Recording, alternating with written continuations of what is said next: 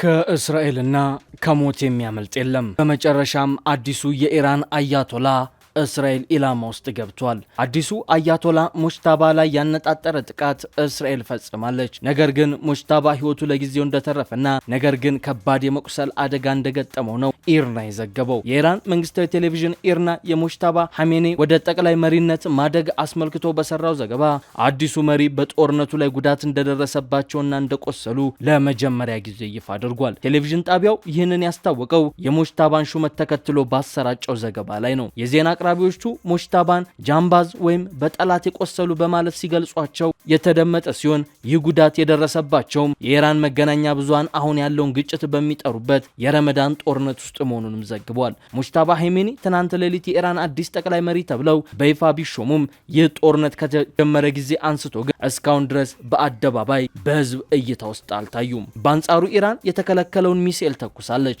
ከቀናት በፊት ዋናውን ሚሳኤል አልተኮስኩም፣ በቅርቡ እተኩሰዋለሁ ስትል የዛተችው ቴህራን እንደዛተችው አድርጓለች።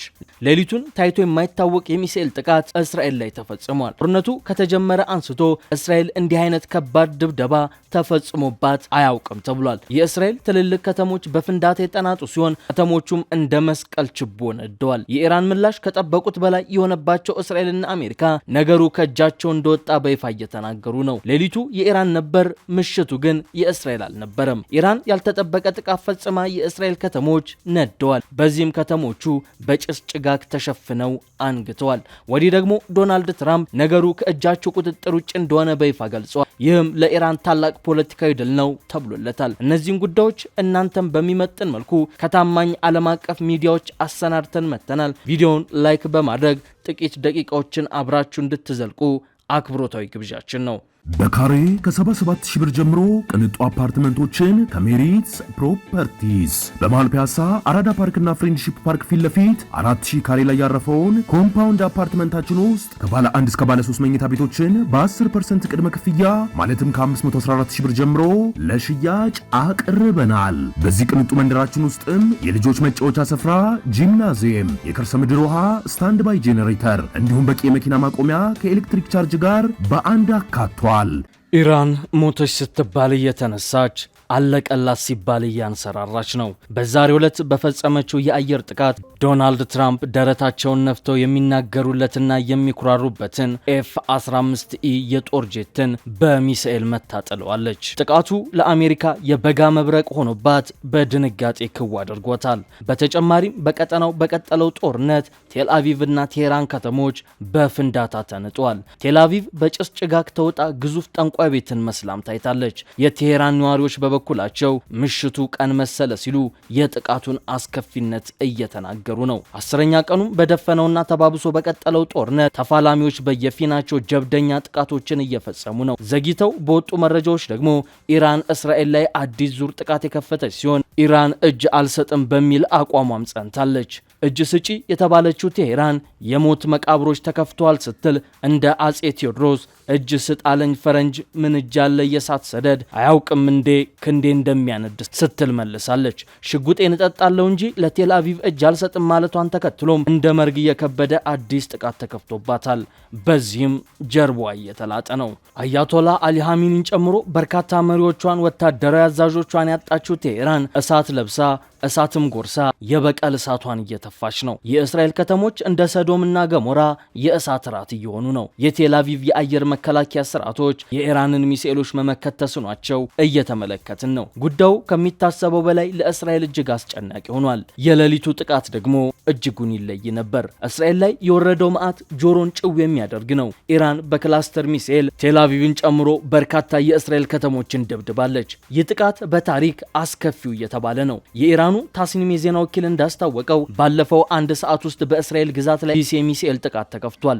ይህን ተከትሎ ኢራን በእስራኤል ላይ ተጨማሪና አዲስ የጥቃት ማዕበል ማስጀመሯንም ነው መገናኛ ብዙሃናት የዘገቡት። ምንም እንኳን የእስራኤል ጦር አዲሱ የጥቃት ማዕበል አሁን ላይ ማብቃቱን ቢያሳውቅም የእስራኤል መገናኛ ብዙሃን ግን የጥቃቱን አሻራዎች እያሳወቁ ነው። በተለይም የእስራኤሉ ቻናል 12 ቴሌቪዥን እንደዘገበው የተተኮሱትን የኢራን ሚሳኤሎች ለማክሸፍ ጥቅም ላይ የዋሉ የመከላከያ ሚሳኤሎች ስብርባሪዎች ቢያንስ በ3 የተለያዩ አካባቢዎች ላይ ወድቀው ተገኝተዋል።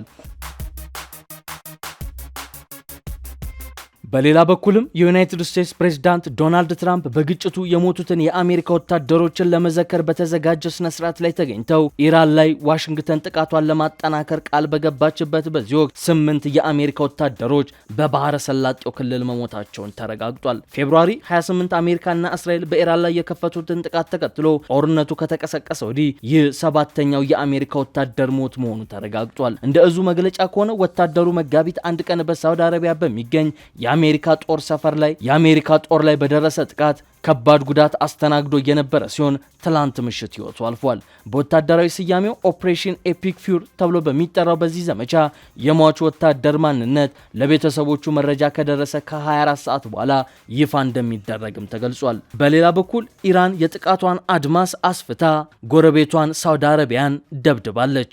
የሳውዲ መከላከያ ሚኒስቴር ከዋና ከተማዋ ሪያድ በስተሰሜን በኩል 2 የድሮን ጥቃቶችን አክሽፍ ያለው ነገር ግን መጠነኛ ጉዳቶች ደርሰዋል ብሏል። የሚኒስቴሩ ቃል አቀባይ እንደገለጹ ጥቃቶቹ በሳውዲ መከላከያ ኃይል የመከኑ ቢሆንም ስለ ድሮኖቹ መነሻም ሆነ ስለ ደረሰው ጉዳት ግን ዝርዝር መረጃን ከመስጠት ተቆጥቧል። ይህ ክስተት የቀጠናውን ውጥረት ይበልጥ እያባባሰው ይገኛል። የኢራን ጥቃት እየበረታ በመምጣቱና በርካታ አሜሪካውያን እየተገደሉ መሆናቸውን ተከትሎ በቀጠናው ያሉ የአሜሪካ ኤምባሲ ሰራተኞችም ከአካባቢው ለቀው እንዲወጡ የሀገሪቱ መንግስት አዟል። የአሜሪካ ውጭ ጉዳይ ሚኒስቴር የአስቸኳይ ጊዜ ሰራተኞች ያልሆኑ የአሜሪካ መንግስት ተቀጣሪዎችና ቤተሰቦቻቸው በደህንነት ስጋት ምክንያት ሳውዲ አረቢያን ለቀው እንዲወጡ ነው ትዕዛዙን ያስተላለፈው። ሚኒስቴር መስሪያ ቤቱ አሜሪካውያን ዜጎች ወደ ሳውዲ ጉዞ የማድረግ ሀሳባቸውን በድጋሚ እንዲያጤኑትም አሳስቧል። ይህ ውሳኔ የተላለፈው የኢራን ድሮንና ሚሳኤል የአሜሪካ ፍላጎቶችን ላማ ያደርጋሉ የሚል ስጋት በመኖሩ ነው። የትጥቅ ግጭት፣ ሽብር፣ ከአገር የመውጣት ክልከላና የማህበራዊ ሚዲያ እንቅስቃሴን በተመለከተ የአገር ውስጥ ህግ የመውጣት እርምጃዎችንም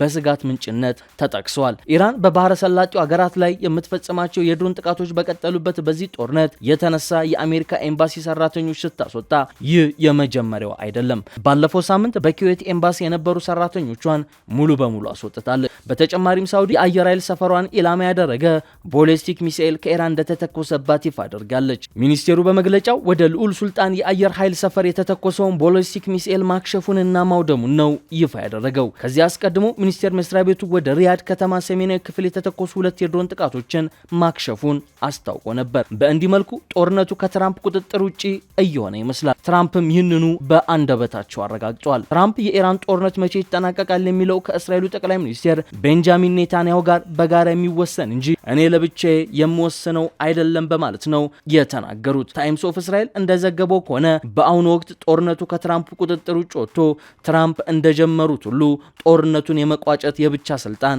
የላቸውም ብሏል።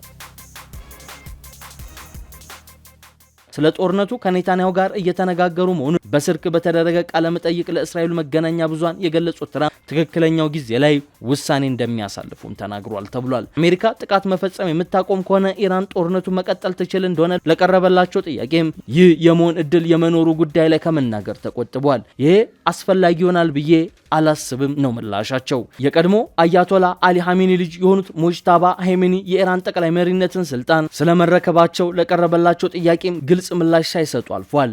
የሚፈጠረውን እናያለን የሚል አጭር ምላሽን ብቻ ሰጥቷል። ከዚህ ቀደም ትራምፕ ለኔ የካሚኒ ልጅ ተቀባይነት የለውም ሲሉ ሙጅታባ ላይ ያላቸውን ተቃውሞ አሰምተው ነበር። ሆኖም አዲሱ አያቶላ ለእስራኤል ካሁኑ ስጋት ሆኗል። ለምን ስጋት እንደሆነ ለመረዳት አዲሱ አያቶላ ሙጅታባ ማን እንደሆነ በዝርዝር እንመልከት። ሙጅታባ ብዙም እይታ ውስጥ የገባ ህይወት አልነበራቸውም። ምንም አይነት የመንግስት ስልጣንም ሳይዙ ቆይተዋል። ለህዝብ የቀረቡ ንግግሮችን ወይም ቃለ መጠይቆችን ካለማድረጋቸው በላይ ጥቂት በፎቶዎችና ቪዲዮዎች ብቻ ነው የሚታወቁት። ሆኖም የአባታቸውን ወንበር ይተካሉ የሚል ለረጅም ጊዜ የቆዩ ጭምጭምታዎች ነበሩ። በ2000ዎቹ መጨረሻ በዊኪሊክስ ይፋ የተደረጉ የአሜሪካ የዲፕሎማሲ መረጃዎች ከበስተጀርባ ያለው ኃይል ሲሉ ነው የሚገልጿቸው። በአሶሺየትድ ፕሬስ ዘገባ መሰረት ሙጅታባ በስርዓቱ ውስጥ ብቃት ያለውና ኃይለኛ መሪ ተብለው በሰፊው ይታመናሉ። ሙጅታባ የተወለዱት በአውሮፓውያኑ መስከረም 8 1969 በሰሜን ምስራቅ ማሽሃዳ ከተማ ውስጥ ሲሆን ከስድስቱ የአሊ ሀሚኒ ልጆች መካከልም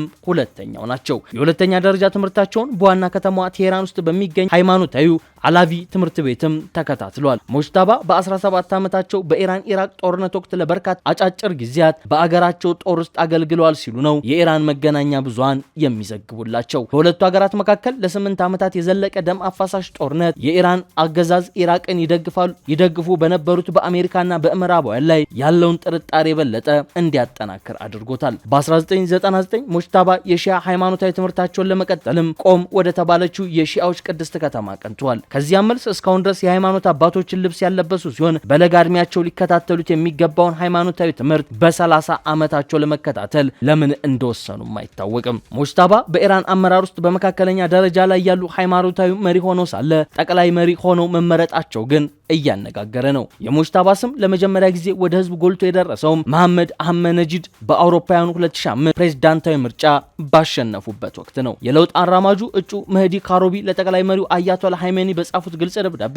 ልጃቸው ሙጅተባ በአብዮታዊ ዘብና ባሲጂ በሚባለው መንግስታዊ ሚሊሻ አማካኝነት አህመድነጂድን እንዲያሸንፉ ለሃይማኖት ቡድኖች ገንዘብ በመስጠት በድምጽ አሰጣጡ ላይ ጣልቃ ገብተዋል ሲሉ ከሷቸውም ነበር። ከ4 ዓመታት በኋላ ሙጅተባ ተመሳሳይ ክስ ገጥሟቸዋል። የአህመድነጂድ ዳግም መመረጥ በመላ አገሪቱ አረንጓዴ ንቅናቄ በመባል የሚታወቀውን ህዝባዊ ተቃውሞ ቀስቅሷል። አንዳንድ ተቋሚዎች ሙጅተባ አባታቸውን በመተካት በኢራን ጠቅላይ መሪ ሆነው ሊተኩ ይችላሉ የሚለውን ሐሳብ የሚቃወሙ መፈክሮችንም እስከ ቅርብ ጊዜ ድረስ እያስተጋቡ ነው የሚገኘው።